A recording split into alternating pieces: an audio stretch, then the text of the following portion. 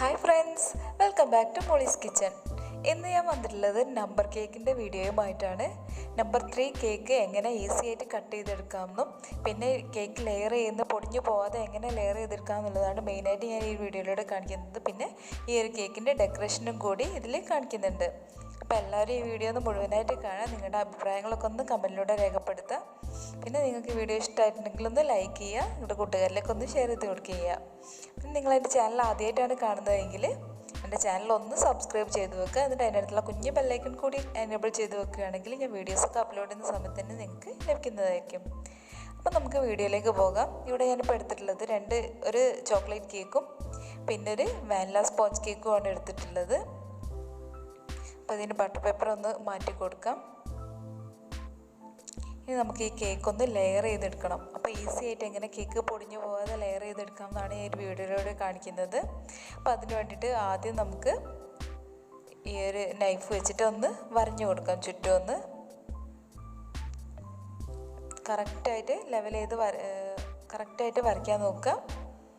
ഇതിനനുസരിച്ചാണ് നമ്മുടെ കട്ടിങ് വരിക. ത്രെഡ് ഉപയോഗിച്ചിട്ടാണ് ഞാൻ ഈ ഒരു കട്ടിങ് കാണിക്കുന്നത്. ത്രെഡ് ഉപയോഗിച്ച് കട്ട് ചെയ്യുമ്പോൾ നമുക്ക് തീരെ കേക്ക് പൊടിഞ്ഞു പോകാതെ പെർഫെക്റ്റായിട്ട് കേക്ക് കട്ടായിട്ട് കിട്ടും. അപ്പോൾ 2 ലെയറായിട്ട് ഞാൻ വരഞ്ഞു കൊടുത്തിട്ടുണ്ട്. ഇനി നമുക്ക് ഒരു നൂലെടുക്കാം. നമ്മൾ വരഞ്ഞു കൊടുത്തിട്ടുള്ള ലൈനിലൂടെ കറക്റ്റായിട്ട് നൂല് വെച്ച് കൊടുക്കുക. പ്രത്യേകം ശ്രദ്ധിക്കണം, ആ ലൈനിലൂടെ മാറിപ്പോകരുത്. കറക്റ്റായിട്ട് ആ ലൈനിൽ തന്നെ വെച്ച് കൊടുക്കാൻ ശ്രദ്ധിച്ച് വേണം ഈ ഒരു മെത്തേഡ് നമ്മൾ ചെയ്തെടുക്കാൻ. നമ്മൾ കറക്റ്റായിട്ട് വെച്ചതിന് ശേഷം നൂല് 2 സൈഡിലേക്കായിട്ട് പിടിച്ചിട്ട് മെല്ലെ ഒന്ന് വലിച്ചു കൊടുത്താൽ മതി.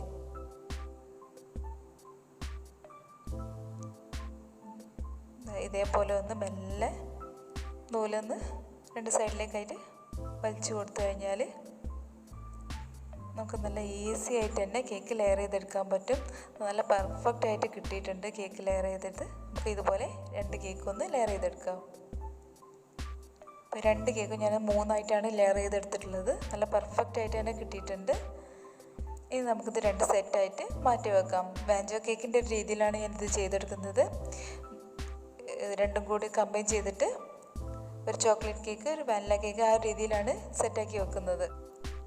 ചോക്ലേറ്റ് കേക്കിൻ്റെയും വാനില കേക്കിൻ്റെയൊക്കെ റെസിപ്പി ഞാൻ മുമ്പ് ചെയ്ത കേക്കിൻ്റെ വീഡിയോസിലൊക്കെ കാണിച്ചിട്ടുണ്ട്. അതുകൊണ്ടാണ് ഇതിൽ ഞാൻ പ്രത്യേകമായിട്ട് അതിൻ്റെ റെസിപ്പി കാണിക്കാതിരുന്നത്. അത് വേണമെന്നുള്ളവർ ഇതിൻ്റെ താഴെ ഞാൻ ഡിസ്ക്രിപ്ഷൻ ബോക്സിൽ ഇതിൻ്റെ ലിങ്ക് കൊടുക്കുന്നുണ്ട്. എല്ലാവരും ഒന്ന് പോയി കാണുക കേട്ടോ. നിങ്ങളുടെ അഭിപ്രായങ്ങളൊക്കെ ഒന്ന് അറിയിക്കുകയും ചെയ്യാം. അപ്പോൾ 2 കേക്ക് ഞാൻ സൈഡിലേക്ക് മാറ്റി വെക്കുന്നുണ്ട്. ഇനി നമുക്ക് കേക്കിൻ്റെ മുകളിൽ ഒഴിക്കാൻ വേണ്ടിയുള്ള ഗനാഷ് ഒന്ന് റെഡിയാക്കി എടുക്കണം. അതിന് വേണ്ടിയിട്ട് ഞാനിപ്പോൾ ഇവിടെ എടുത്തിട്ടുള്ളത് ഏകദേശം 1 കപ്പ് ഡാർക്ക് ചോക്ലേറ്റ് ആണ്. അത് ഗ്രേറ്റ് ചെയ്തെടുത്തിട്ടുണ്ട്. അതൊരു കപ്പിലേക്ക് ഇട്ട് കൊടുത്തിട്ടുണ്ട്. ഇനി അതിലേക്ക് ഞാൻ വിപ്പിംഗ് ക്രീം എടുത്തിട്ടുണ്ട്. അതൊരു കപ്പും അതിലേക്ക് ഒഴിച്ചു കൊടുക്കാം. ഫ്രഷ് ക്രീം വെച്ചിട്ടും ചെയ്തെടുക്കാം. വിപ്പിംഗ് ക്രീം ഉള്ളതുകൊണ്ട് ഞാൻ അത് വെച്ച് തന്നെ ചെയ്ത് കൊടുക്കുകയാണ്. അപ്പോൾ നമുക്ക് വിപ്പിംഗ് ക്രീം ഏകദേശം ഒരു കപ്പിൻ്റെ അടുത്ത്, കപ്പ് ഫുള്ളായിട്ട് എടുത്തിട്ടില്ല. അത് നമുക്ക് കപ്പിലേക്ക് തന്നെ ഒഴിച്ചു കൊടുക്കാം. ഞാൻ ഓവനിൽ വെച്ചിട്ടാണ് ഇതൊന്ന് ചൂടാക്കി എടുക്കുന്നത്.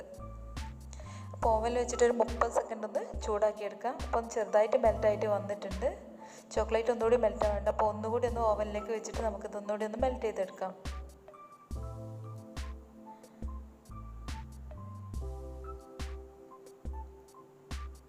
ഒരു 30 സെക്കൻഡ് കൂടി മാത്രം വെച്ച് കൊടുത്താൽ മതി. അപ്പോൾ അതാ നമ്മുടെ ഗനാഷ് റെഡി ആയിട്ടുണ്ട്. ഇനി നമുക്കിതിൻ്റെ ചൂടാറാൻ വേണ്ടിയിട്ട് ഇത് സൈഡിലേക്ക് മാറ്റി വെക്കാം. നമുക്ക് കേക്ക് ഡെക്കറേറ്റ് ചെയ്യാനായിട്ട് തുടങ്ങാം. നമുക്ക് ആദ്യം നമ്മൾ സെറ്റ് ചെയ്ത് വെച്ചിട്ടുള്ള ആ കേക്ക് രണ്ടൊന്ന് ക്രം കോട്ട് ചെയ്തെടുക്കണം. ഞാൻ ഒരു കേക്ക് ക്രം കോട്ട് ചെയ്യുന്നത് ഇതിൽ കാണിക്കുന്നുള്ളൂ.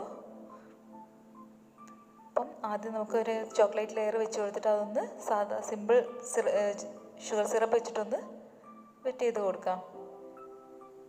ഇനി അതിൻ്റെ മുകളിലേക്ക് ബീറ്റ് ചെയ്ത് വെച്ചിട്ടുള്ള വിപ്പിംഗ് ക്രീം വെച്ച് കൊടുക്കാം. വിപ്പിംഗ് ക്രീം പെർഫെക്റ്റായിട്ട് ബീറ്റ് ചെയ്യുന്ന ഒരു വീഡിയോ ഞാൻ മുമ്പ് ചെയ്തിട്ടുണ്ട്. കാണാത്തവരൊന്ന് പോയി കാണട്ടോ. അതിൻ്റെ ലിങ്ക് ഞാൻ ഡിസ്ക്രിപ്ഷനിൽ കൊടുക്കുന്നുണ്ട്.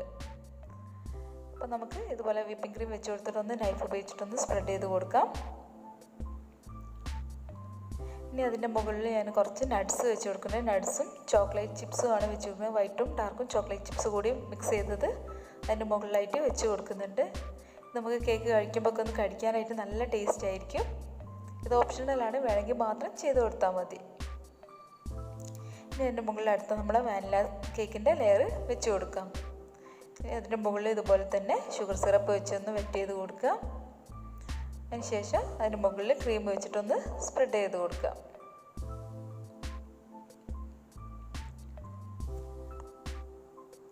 ഇനി അതിൻ്റെ മുകളിൽ നമ്മുടെ നട്ട്സിൻ്റെയും ചോക്ലേറ്റ് ചിപ്സിൻ്റെയും മിക്സ് വെച്ച് കൊടുക്കാം.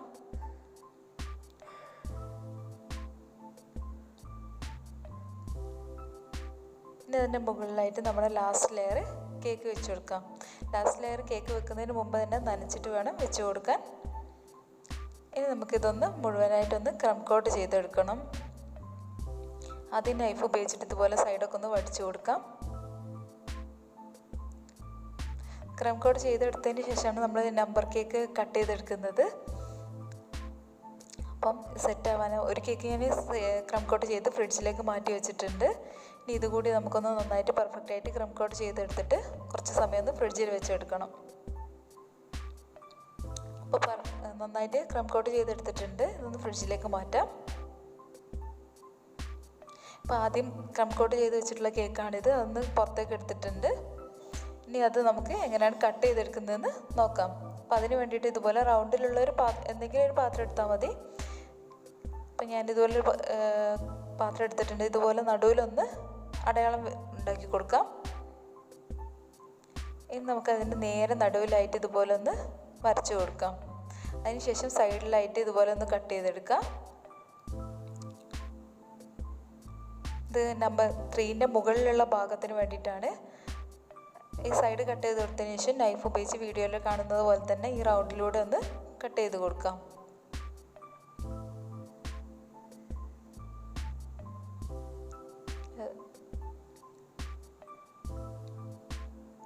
വളരെ ശ്രദ്ധിച്ച് വേണം ഈ ഒരു സ്റ്റെപ്പ് നമ്മൾ ചെയ്തെടുക്കാൻ. നമ്മുടെ കേക്ക് കട്ടായി പോവാതെ പ്രത്യേകം ശ്രദ്ധിക്കണം.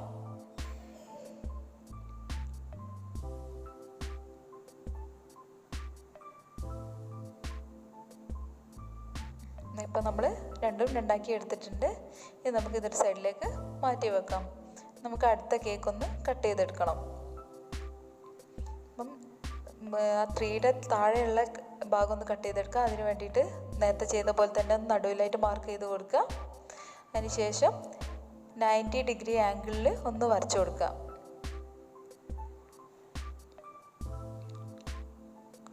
അതിന് ശേഷം നേരത്തെ ചെയ്ത പോലെ തന്നെ ഒന്ന് കട്ട് ചെയ്തെടുക്കുക. വരഞ്ഞ ഭാഗത്ത് ഇതുപോലെ കട്ട് ചെയ്ത് കൊടുക്കുക. ഇനി ആ റൗണ്ടിലൂടെ നൈഫ് വെച്ചിട്ടൊന്ന് കട്ട് ചെയ്ത് കൊടുക്കാം.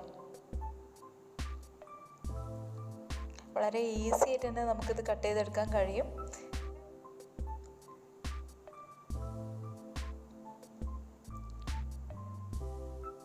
അപ്പം അതും കട്ട് ചെയ്തെടുത്തിട്ടുണ്ട്.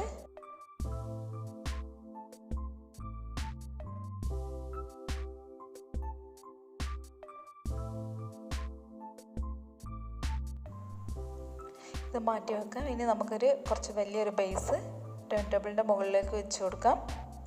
അപ്പം അതിൻ്റെ മുകളിൽ നമുക്കിനി നമ്മുടെ കട്ട് ചെയ്ത് വെച്ചിട്ടുള്ള കേക്കൊന്ന് 3യുടെ ഷേപ്പിൽ ലെവൽ സെറ്റ് ചെയ്ത് കൊടുക്കാം. അപ്പോൾ ഈ ഒരു ഷേപ്പിൽ വേണം ഇത് വെച്ച് കൊടുക്കാൻ. കേക്കൊന്ന് റെഡിയാക്കി ഇനി നമുക്കിതൊന്ന് ഐസിങ് ചെയ്തെടുക്കണം.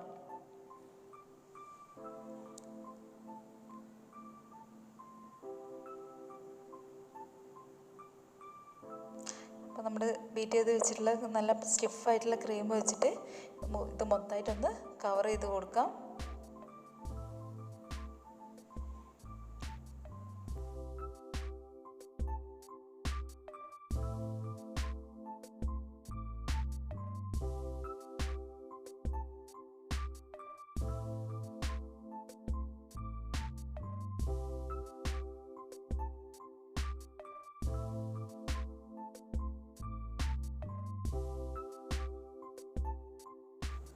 അപ്പം നമ്മുടെ കേക്ക് മുഴുവനായിട്ട് ഒന്ന് ഐസിങ് ചെയ്ത് കവർ ചെയ്ത് കൊടുത്തിട്ടുണ്ട്. ഇനി നമുക്ക് ഇതിൻ്റെ സൈഡൊക്കെ ഒന്ന് ക്ലീൻ ചെയ്ത് കൊടുക്കാം. ടിഷ്യൂ വെച്ചിട്ടൊന്ന് ക്ലീൻ ചെയ്ത് കൊടുക്കുന്നുണ്ട്.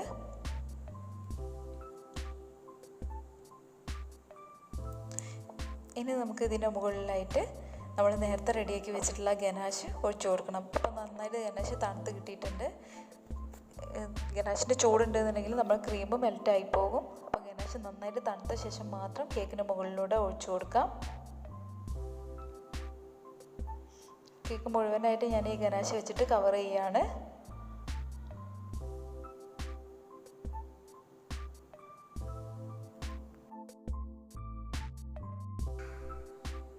ഇപ്പോൾ കേക്ക് കംപ്ലീറ്റും ഗനാശ് വെച്ച് കവർ ചെയ്തെടുത്തിട്ടുണ്ട്. ഇനി നമുക്ക് ഇതിൻ്റെ മുകളിലായിട്ട് ഡെക്കറേഷൻ ചെയ്ത് തുടങ്ങാം. അപ്പോൾ ആദ്യം ഞാനിത് റോഡിൻ്റെ രീതിയിലാണ് ചെയ്യാൻ ഉദ്ദേശിക്കുന്നത്.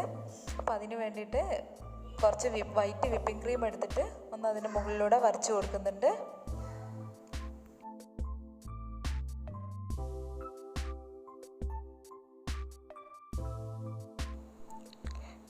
നമുക്ക് ഇഷ്ടമുള്ള രീതിയിൽ ഇത് ഡെക്കറേറ്റ് ചെയ്തെടുക്കാം കേട്ടോ. ഞാൻ ഈ രീതിയിൽ അപ്പോൾ അത് കംപ്ലീറ്റ് ചെയ്തെടുക്കുകയാണ്.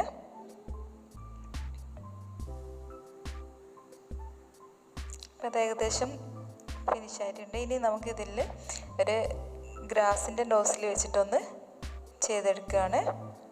ഇതിന് ചുറ്റൊന്ന് ഗ്രാസ് വരച്ച് കൊടുക്കുകയാണ്. ഈ ഒരു നോസിലാണ് ഇതിനായിട്ട് ഞാൻ യൂസ് ചെയ്തിട്ടുള്ളത്. അപ്പോൾ നമുക്കിത് വെച്ചിട്ടൊന്ന് മെല്ലെ കേക്കിൻ്റെ മുകളിലൂടെ ഒന്ന് വരച്ച് കൊടുക്കാം. മുകളിലും താഴെയായിട്ട് വരച്ച് കൊടുക്കുന്നുണ്ട്. ഇത് മെല്ലെ ഒന്ന് പ്രസ് ചെയ്തിട്ട് മെല്ലെ റിലീസ് ചെയ്ത് കൊടുത്താൽ മതി. അപ്പോൾ പെർഫെക്റ്റ് ആയിട്ട് തന്നെ നമുക്ക് ഈ ഒരു രീതിയിൽ കിട്ടും. അപ്പോൾ അത് കംപ്ലീറ്റ് ആയിട്ട് ചെയ്തെടുത്തിട്ടുണ്ട്.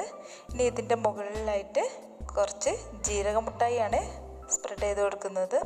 അതാകുമ്പോൾ കുറച്ചുകൂടി ടേസ്റ്റി ആയിരിക്കും. കുട്ടികൾക്കൊക്കെ കുറച്ചുകൂടി ഇഷ്ടമാവും. ഇതിന് പകരം വേണമെങ്കിൽ നമുക്ക് സ്പ്രിങ്കിൾസും വിതറി കൊടുക്കാം. കുറച്ചുകൂടി ടേസ്റ്റി വെറൈറ്റി ആവാൻ വേണ്ടിയിട്ടാണ് ഞാൻ ജീരകമുട്ടായി വെച്ചെടുത്തിട്ടുള്ളത്. അപ്പോൾ എല്ലാവരും ഇതൊന്ന് ട്രൈ ചെയ്ത് നോക്കാം. നിങ്ങൾക്ക് ഇഷ്ടമാവുകയാണെങ്കിൽ ലൈക്ക് ചെയ്യുക, നിങ്ങളുടെ കൂട്ടുകാരിലേക്കൊക്കെ ഒന്ന് ഷെയർ ചെയ്ത് കൊടുക്കുക. Thanks for watching.